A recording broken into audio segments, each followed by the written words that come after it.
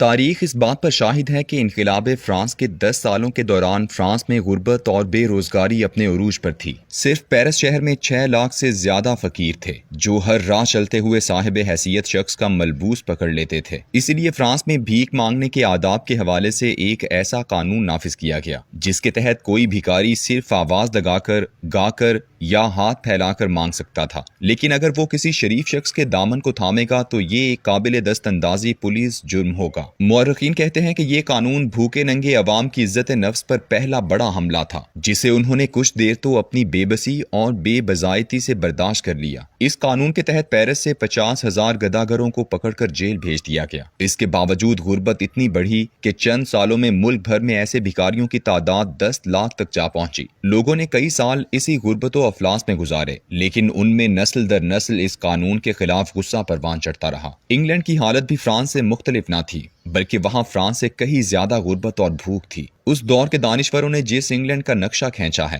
وہ اس قدر دردناک ہے کہ لوگ جانوروں کی کھالیں ابال کر سوپ بناتے اور اس بدمزہ پانی سے پیٹ کی بھوک ختم کرتے۔ لیکن انگلینڈ میں فرانس کی طرح کا خوفناک خونی انقلاب نہیں آیا۔ مشہور مورخ اور فلسفر ول ڈیورنٹ نے اپنی مشہور کتاب تاریخ کے ہیرو میں انگلینڈ میں انقلاب نہ آنے کی وجوہات پر لکھا ہے۔ اس کے مطابق 2 ایسے تاریخی فکرے ہیں جنہوں نے پورے فرانس کے مفلوک الحال لوگوں کو بری طرح مشتعل کر دیا اور عوام اپنی اس توہین کا بدلہ لینے کے لیے سڑکوں پر نکل آئے تھے، جبکہ انگلینڈ میں کوئی ایسے فکرے بولنے والا پیدا نہ ہوا۔ پہلا فکرہ پیرس سے تقریباً 23 میل دور نو تعمیر شدہ خوبصورت ورسائل محل میں آباد فرانس کی ملکہ میری اینٹونیٹ جین کا تھا کہ جب اس سے کہا گیا کہ فرانس کے لوگ بھوک سے مر رہے ہیں اور انہیں روٹی تک میسر نہیں، تو اس نے طنز کرتے ہوئے کہا تھا کہ جنہیں روٹی نہیں ملتی وہ کیک کیوں نہیں کھاتے۔ یہ فکرہ تمام انقلابیوں کی زبان پر عام ہو گیا اور پھر پیرس کی گلیوں میں ان لوگوں کا غصہ دیدنی تھا۔ ہجوم نے شہر کے بیچوں بیچ ملکہ پر مقدمہ چلایا اور اس کے سامنے اس کے خاوند بادشاہ لوئی کو موت کی سزا سنا دی گئی۔ اس دور میں موت ایک بہت بڑے چھرے سے ہوتی تھی جسے گیلوٹین کہتے تھے۔ مجرم کو ایک چبوترے پر اوندھے منہ لٹا دیا جاتا تھا اور کئی فٹ بلندی سے چرخیوں پر گھومتا ہوا چھرا نیچے گرتا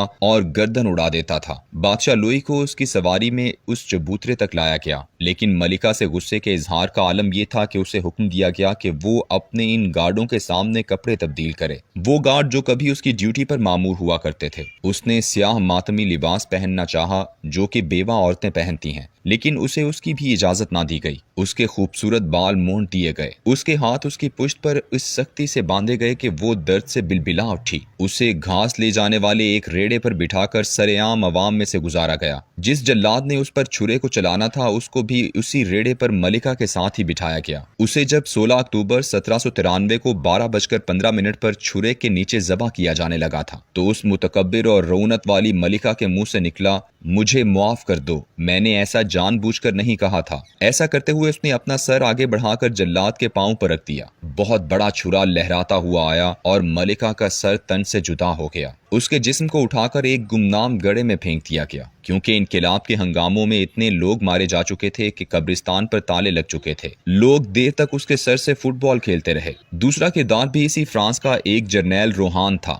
بادشاہ نے جب اس کی ذمہ داری لگائی کہ وہ عوامی بغاوت کو کچلے تو لاتعداد لوگوں نے اسے گھیر لیا اور پکار کر فریاد کی کہ ہمیں مت مارو، ہم تو بس بھوکے ہیں، ہم نے کئی دن سے کھانا نہیں کھایا۔ اس نے رعونت سے پوچھا کیوں نہیں کھایا تو لوگوں نے جواب دیا کہ کچھ کھانے کو میسر ہی نہیں ہے۔ روحان نے تن سے کہا، پیرس شہر میں اتنی گھاس ہے، تم گھاس کیوں نہیں کھاتے؟ جب اس جرنیل کو اس بڑے چھرے کے نیچے ذبح کرنے کے لیے لایا جا رہا تھا تو لوگوں نے پہلے اس کو سب کے سامنے گھاس کھانے پر مجبور کیا اور پھر اس کے منہ کو گھاس سے بھر کر اسے اوندھا لٹا دیا گیا اور پھر اس کے سر کو تن سے جدا کر دیا گیا۔ ول ڈیورنٹ لکھتا ہے کہ لوگ 10 سال سے بھوک برداشت کر رہے تھے، غربت میں زندگی گزار رہے تھے، تھوڑے بہت ہنگامے بھی چلتے تھے، لوٹ مار بھی ہوتی تھی، لیکن پھر شام کو تھک ہار کر خاموشی سے سو جاتے تھے۔ لیکن ملکہ کے اس فکرے سے ہونے والی توہین نے عوام میں آگ لگا دی۔ اس کے بعد ہوا یہ کہ لوگ ہر صاحب حیثیت کو بھی ملکہ کا ساتھی اور غریبوں کا تمسخر اڑانے کا مجرم سمجھا جانے لگا۔ ہجوم کسی شخص کو سڑک پر روکتا، اس کے ہاتھ دیکھتا،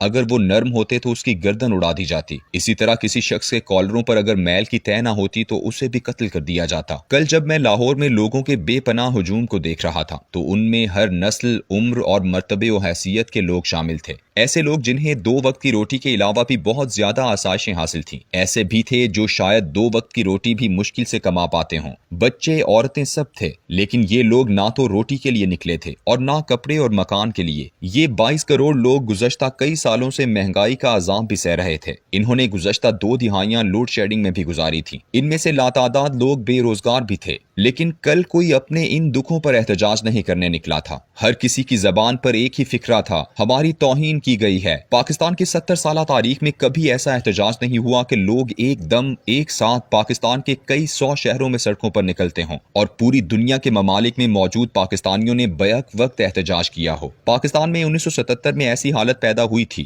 لیکن وہ بھی ایک دم نہیں۔ 1 ماہ بعد 9 اپریل کو پنجاب اسمبلی کے سامنے عوام بکھرے تھے، لیکن کل کا 9 اپریل 2022 تو حیران کن تھا۔ لوگ خوفناک حد تک غیظ و غضب لیے ہوئے تھے۔ کچھ عرصے بعد یہ ہنگامے ختم ہو جائیں گے، تو اگر کسی نے ان کی تاریخ مرتب کی تو فرانس کی ملکہ میری کی طرح شہباز شریف کے اس فکرے کو ضرور ہنگاموں کی بنیاد بتائے گا کہ بھکاریوں کو انتخاب کرنے کا کوئی حق نہیں۔ Beggars are not choosers. دنیا کے معمولات میں تمام عزت دار لوگ اپنی ضروریات کے لیے زندگی میں بھیک ضرور مانگتے ہوں گے، لیکن پھر بھی کوئی بھکاری کہلانے کی توہین برداشت نہیں کر سکتے۔